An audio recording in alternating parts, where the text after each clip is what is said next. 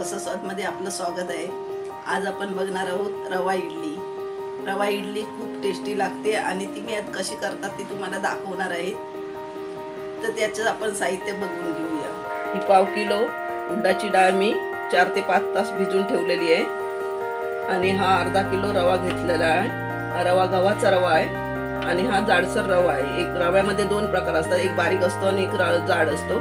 तर हा जाड रवा आहे आणि हे मीठ आहे चवीपुरतं आणि हे तेल आहे। ही मिक्सरला मी बारीक करून घेते। ही डाळ माझी मिक्सरला लावून झालेली आहे।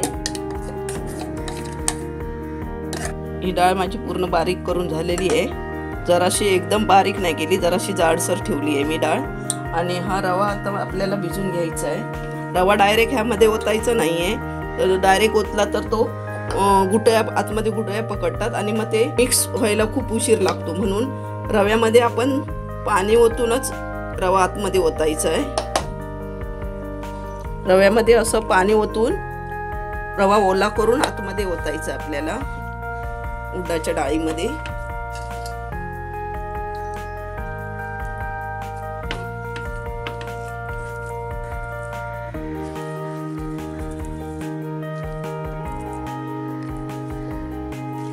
हा रवा आता उडदाच्या डाळीमध्ये चांगलं पिठामध्ये मिक्स करायचं आहे। हे आपलं आता इडलीचं पीठ चांगलं मिक्स झालेलं आहे आणि हे एवढं जाडसर आपल्याला ठेवायचं आहे, जास्त पातळ करायचं नाही, घट्टच हे ठेवायचं आहे। आणि हे आता आपल्याला 7 ते 8 तास पीठ ठेवून द्यायचं आहे। आणि आता जरा थंडी हवेमध्ये थंडावा असल्या कारणाने हे पीठ यायला थोडा उशीर लागतो आणि गरमपणा असतो तेव्हा 5 ते 6 तासामध्ये पीठ चांगलं येतं। 7 ते 8 तास आपल्याला हे पीठ ठेवायचं आहे आणि त्याच्यानंतर आपल्याला हे इडली बनवायची आहे। आपण रवा इडलीसाठी पीठ ठेवलेलं होतं, ते आता पीठ 6-7 तास झालेले आहे। आता आपण ते बघू पीठ चांगलं, हे बघा पीठ आल्यानंतर असं दिसतं। हे पीठ आता आपलं चांगलं आलेलं आहे आणि ही रव्याची इडली गव्हाचा रवा असतो त्यामुळे ही इडली खूप चवीला लागतात। आता आपण ह्यामध्ये मीठ टाकायचं आहे।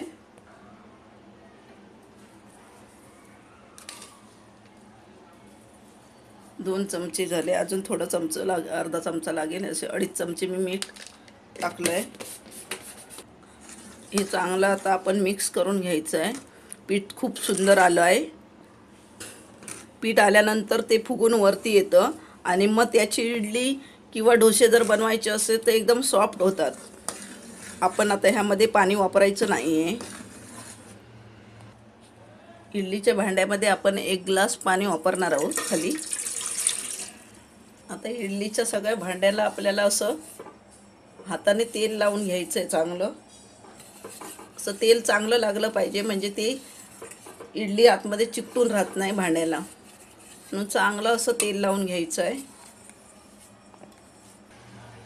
यामध्ये मी थोडंसं लिंबू टाकलेलं आहे, म्हणजे लिंबू टाकल्यामुळे भांडं काळं होत नाही म्हणून थोडंसं लिंबू टाकलं आहे। आता आपल्याला हे इडलीचं भांडं आतमध्ये ठेवायचं आहे। हे पीठ आता आलेलं आहे ते असं ढवळून ढवळून आपण इडलीच्या भांड्यामध्ये सोडणार आहे, वरती घट्ट राहतं। आता आपण 1-1 चमचा असा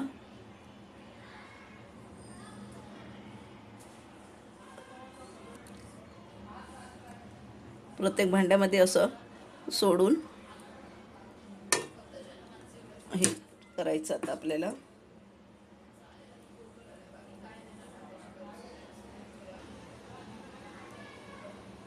हे आता भरून झाल्यानंतर आपल्याला 8 ते 10 मिनिटं गॅसवर ठेवायचे आहेत।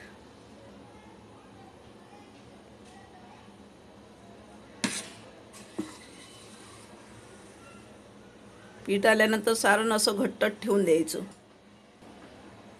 आता हे झाकण इथे ठेवून ह्याच्यावरती आता हे आपलं भरून झालेलं आहे। आता 8 ते 10 मिनिटं आपल्याला हे गॅसवर ठेवायचं आहे आणि त्यानंतर मी तुम्हाला काढून दाखवते। 10 मिनिटं झालेली आहे, आपण उघडून बघू। इडली आपली तयार झालेली आहे, छान सॉफ्ट झालेली आहे। आता ही थंड झाल्यानंतर मी तुम्हाला काढून दाखवते। रवा इडली आपली तयार झालेली आहे, खूप सुंदर झालेली आहे आणि एकदम सॉफ्ट पण झालेली आहे। मी तुम्हाला हे करून दाखवते, एकदम सुंदर नरम झालेली आहे। हे तुम्ही मी सांबार बनवलं आहे, सांबार बरोबर खाऊ शकतो, चटणी बरोबर खाऊ शकता किंवा भाजी बरोबर पण खाऊ शकता। आणि हे नाश्त्याला तर खूपच छान आणि पौष्टिक एकदम आहे। हे रव्याची असल्यामुळे नाश्त्याला खूपच पौष्टिक आहे। तर तुम्ही हे करून बघा एकदा आणि मला सांगा कसं झालं। आणि व्हिडिओ आवडला असला तर लाईक करा आणि रसस्वादला सबस्क्राईब करा। धन्यवाद।